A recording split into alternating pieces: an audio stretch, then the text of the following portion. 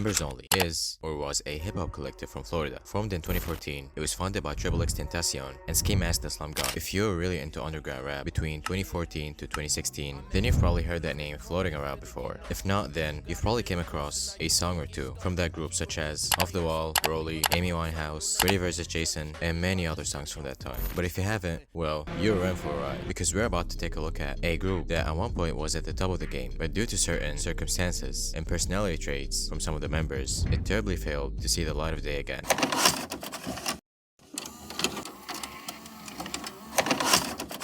The group members only started when XXXTENTACION was sent to juvenile detention for gun possession charges. While he was there, he met Ski Mask, who was also sent there for possession of around $10 worth of weed. They became good friends there, as they had many things in common, such as both of them being of Jamaican descent and both having interest in music and making music in general. At the time, X had his first song released, which was named New/FLOCK, and Ski Mask had already written some songs. Following Ski's release from juvenile detention, X was released a while after, and they met up again for the purpose of making music together. So X eventually bought a snowball microphone, and if you didn't know that microphone, it's like one of these 2014 mics where they sound really horrible, and it was probably used in Call of Duty videos.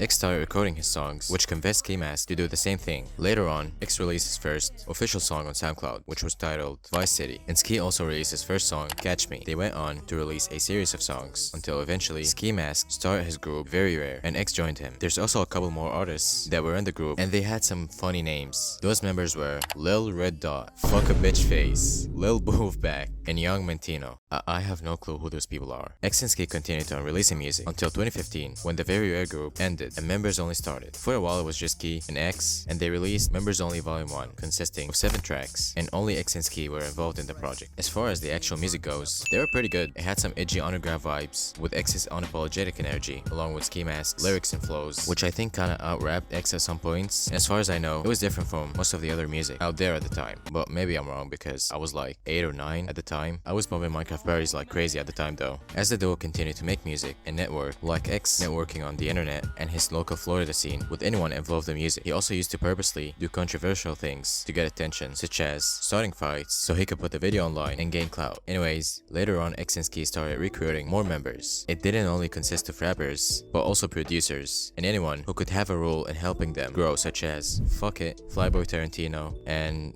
Brock Asimo, whatever that fucking name is. And that's when they released Members Only Volume 2, only 6 months after the release of Members Only Volume 1, including more members, and this one is a personal favorite in my opinion, just for them having such bangers like Broly, Save Me, Playboy, and Raid Part 2. As usual for X, the edgy and reckless vibes continued, even for the album cover, which was this simple, carved into someone's skin. It said that it was one of X's producers who took this picture. The first 2 volumes were a slight push for the members, but they were still regarded as underground. They were performing a few shows here and there, but it was nothing big. But that was until 2016, the year that changed the group's career forever.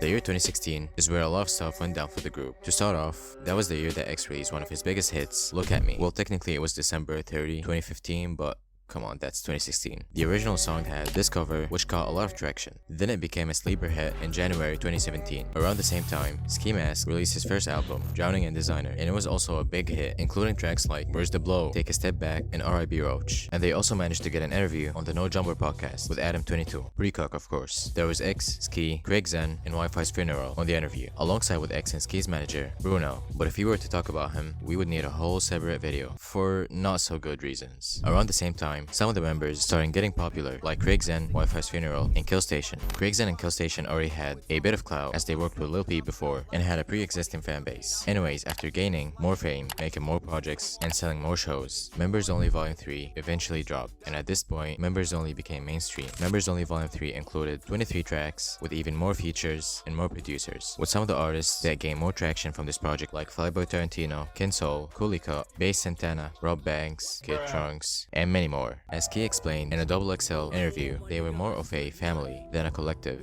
We're more of a family than just like a collective, you feel me? Like, so if it came down to it, we just say fuck the music and like just try to be friends more, but yeah. And from that point, Members Only seemed to be on top of the game, but if you were to look deeply, you would realize that the death of the group was inevitable and that there were so many signs of failure, but we just didn't notice.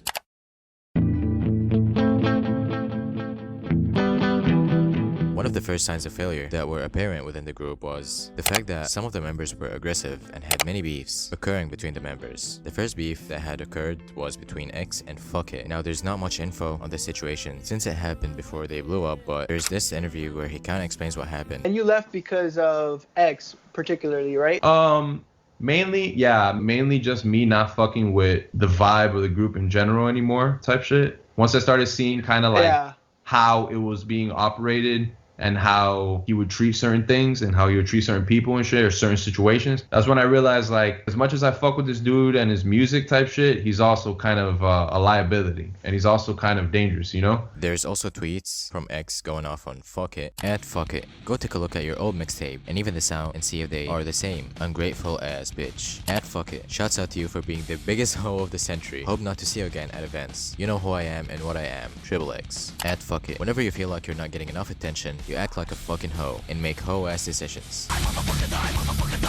After that, things seemed to go normally until X's unfortunate passing in 2018. After that, things started slowly going downhill for the group. And for some context, after X's passing, Members Only Volume 4 was released and it was an instant hit. But what most of the listeners didn't know is that the group was falling apart behind the scenes. To start off, a little while after the release of Members Only 4, Ski Mask released his own album, Stokely, which included 13 tracks. And one of the tracks from the album was supposed to be featuring Flyboy Tarantino, but Ski Mask ended up taking his verse off of the song, and it ended up sparking a huge fight between the group. I don't give a fuck about none of that. I'm talking about the song, bitch ass nigga. You took me off the song. I'm a bitch ass nigga now. Yes, I'm a bitch bro, ass you a nigga fuck now. nigga too. Bro, come on now, bro. I ain't nothing but a good friend, bro. We have 7 songs together, my nigga. 7 songs. And you mad because I put up one song that I took you off on my album and said I'm hurting your pockets. I'm hurting your pockets. After I did 7 songs with you for free. And now I'm counting favors, huh? He said I'm counting favors. But it doesn't even stop here, because another dispute happened within the group, this time involving Craig's. For a while he was considered like a fan favorite in the group. Basically what happened is that the song Run It Back that was featuring X was supposed to be a members only, but he ended up allegedly putting it on his own album for more money. I say allegedly because nobody really knows if that's the truth or not, but regardless, Craig left the group shortly after. He didn't really specify why he left, but it seemed to be for personal reasons and because some fans were harassing his girlfriend. And shortly after, Cooliecut, who was a big member of members only, was kicked from the group because he refused to sign a 20% cut. It seemed like most of the beefs were because of money or clout, which makes sense why that would happen between the members, because really, X was the one holding the group together, and when he passed away, there was no one keeping the glue. I'm not saying this about all the members, because some members like Cooliecut or Craig's clearly were showing respect for X and the group, and it was just for the better to not be in the group for them. And to hit the nail on the coffin, this fucking guy, Kid Trunks, did the stupidest shit ever to the point where not even members only could defend him anymore. Can you guess what it was? Drumroll please. He faked cancer. And on top of that, he faked getting shot. Yeah, the dude whose friend who basically gave him a career, who passed away from actually getting shot, yeah, he faked getting shot for clout. I mean, how low do you have to go for some clout? He tried claiming that it was because he was on drugs, but I highly doubt that, since there seemed to be a lot of planning with management teams and promotions put into this. He went on an Instagram live to announce his cancer. I couldn't find the original live, but shout out to Patrick CC for the clip.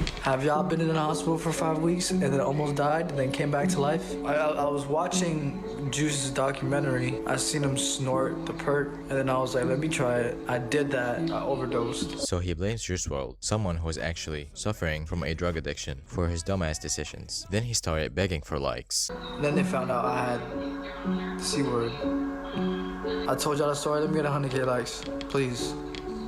Can I get 100K likes? I told y'all the story. Can I get 100K likes? Please.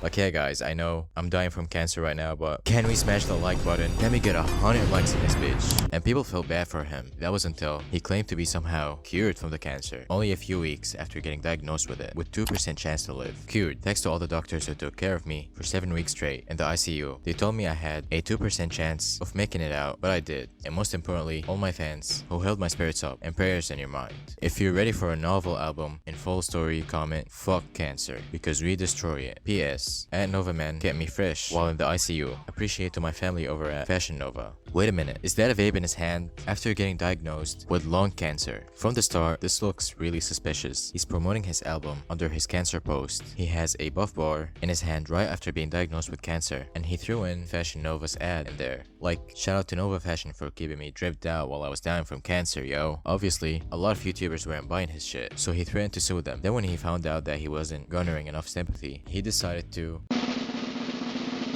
fake getting shot. Hell yeah, twice in a row. He posted 2 pictures where he was injured and with a caption that said, "Put the guns down." He even tried faking calls with other rappers to make it look legit, but aside from the fact that it looks like one of those FaceTime Snapchat filters, his hair is different in literally every single screenshot that he posted. And his forehead tattoo is missing from the Young Thug one, and people weren't buying his shit yet again, so he just came out and admitted everything.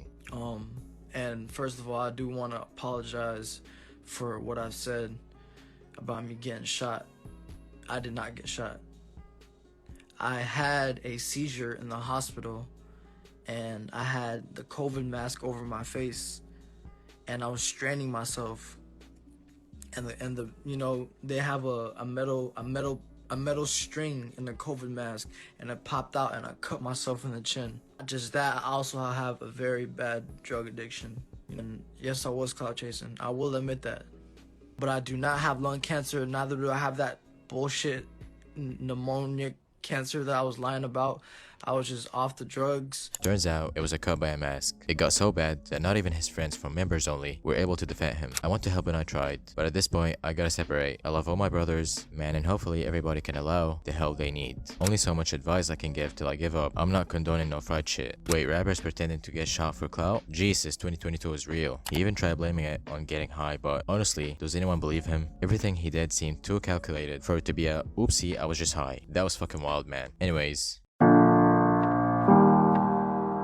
the aftermath is, Ski Mask stepped away from this entire scene and started doing good for himself. He left the rap scene in general for a while and people were concerned for him, but he recently came back. Cooliecut, Craigson, Killstation, and Wifisfuneral seem to be doing good on their own after stepping away as well. And the rest of the group just slowly fell to irrelevance. It's kinda sad to see, because just a few years ago, there was so much hype around this group. Now it's pretty much dead, because the members couldn't leech off of X and Ski anymore, so they had to do crazy shit for clout like Kid Drunks did. Clout is a hell of a drug, man. If you've liked this video and want to watch more videos, make sure to watch my Gothboy Click video. And if you've made it this far, thank you for watching. Leave any form of engagement if you like the video, and see ya.